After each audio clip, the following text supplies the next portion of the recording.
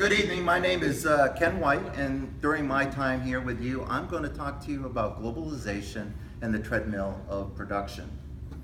During my research, I focused in on how the treadmill of production was impacting today's global economy. More directly, I was hoping to see whether or not globalization had continued the degradation of our planet and the exhaustion of our environmental natural resources. For those of you not familiar, the treadmill of production was first introduced to the public in 1980 by environmental sociologist Alan Steinberg. He looked to explain the reasons why there was an accelerated use of our natural resources and an increase in the amount of environmental harm to our environment after World War II. Since then, the theory has been used to explain questions not only with sociology and the environment, but in economics as well. During my research, I did uncover issues related to globalization and the environment, but I also found some little rays of hope.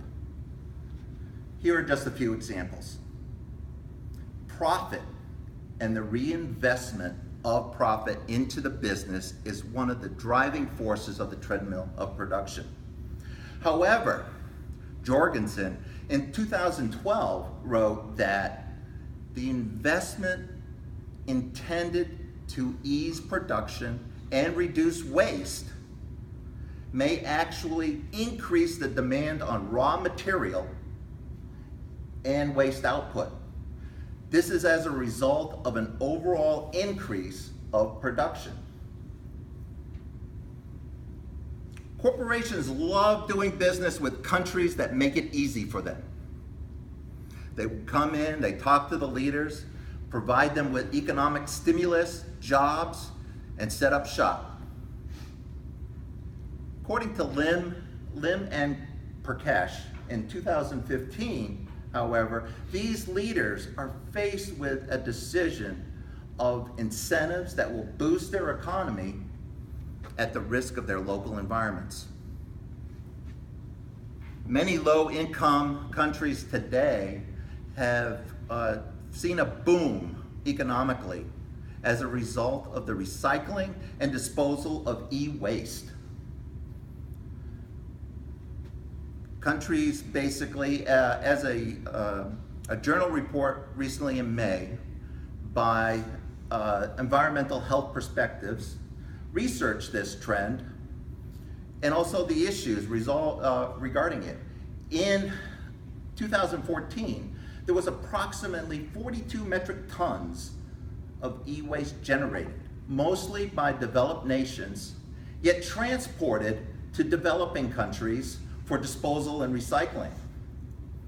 Most of these countries today are seeing issues with illness as a result of either working on these sites or living nearby because of non-regulations. Corporations see this as a coup for them because they're able to bypass the regulations in their own local governments.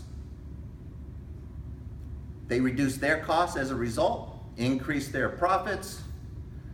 The problem is that they're actually creating technological waste dumps in these countries. I did find, though, that unions, which once despised environmental groups, now seem to be working together.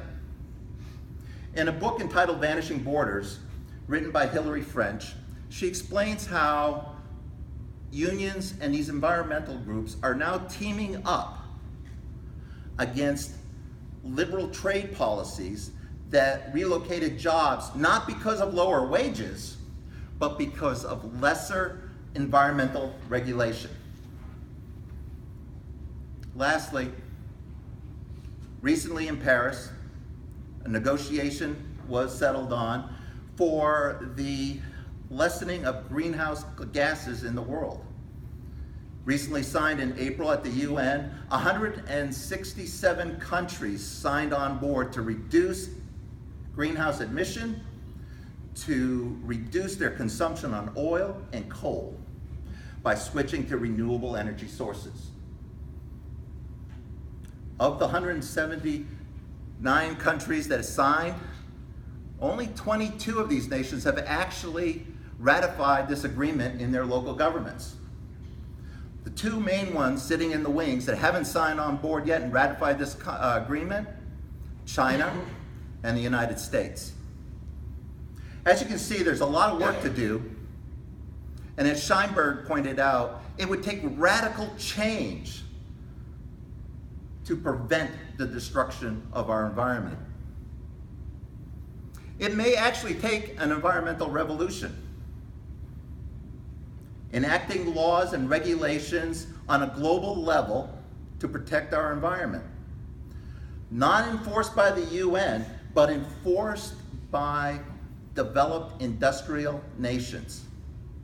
At that point, we should be able to slow down the treadmill and provide economic stimulus to those countries by returning jobs and creating new ones for those countries.